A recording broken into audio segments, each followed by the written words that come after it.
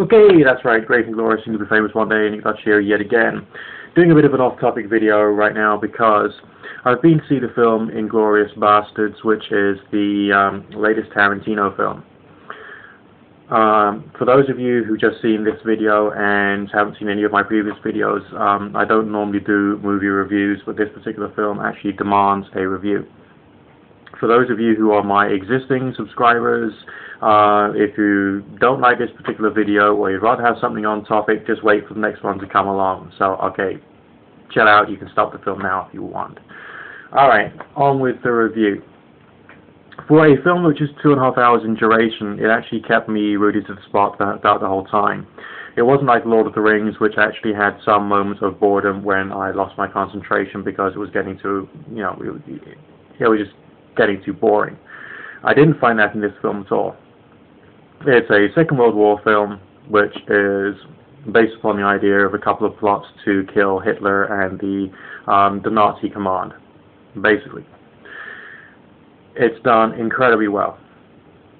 Unlike a lot of films when you would see people speaking in English, although they're playing Germans, for instance.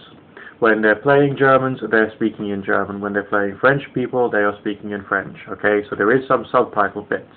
But on the other hand, that actually adds to the authenticity, and you get a very real, genuine feeling for the people. The film is harrowing, though.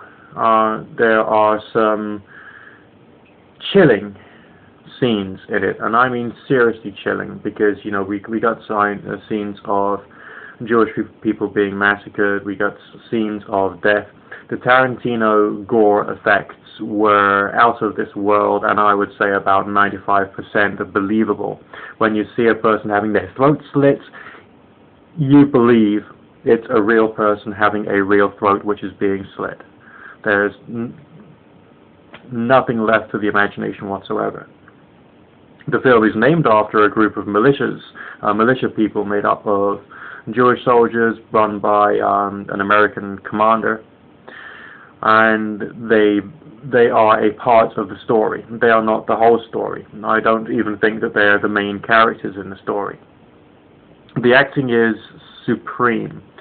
One of the most chilling things about it is one of the German commanders doing his job, and it's portrayed in a very real manner. You could actually believe that this was like a docudrama of an SS guy going into somebody's house, interrogating the peasant and asking the peasant basically where are the Jews, then intimidating the peasant, getting the information out in a very cold and almost normal manner. This is what was so extremely chilling for me, because it's a normal person who is behaving in a relatively normal manner, but still being intimidating, and still, in the end, killing people.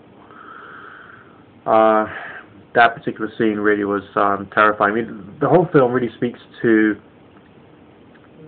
the collective conscience of the Americans, the British, the Allied forces, and of course also the Jewish people.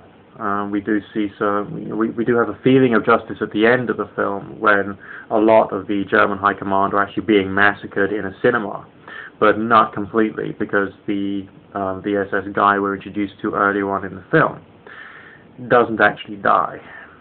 There is a bit of a bittersweet feeling to this, and because there is this bittersweet feeling, it brings the horror of war to you in a very personal manner.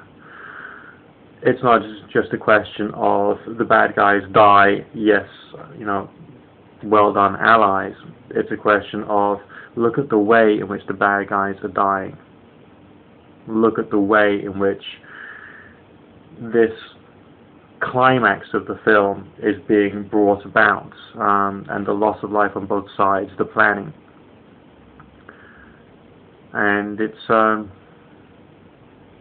really did stick with me. And the fact it felt so authentic, it felt so much like someone had just taken a camera into the lives of real people at that time, really really got me right here. Basically, the bottom line is go and watch the bloody film, okay?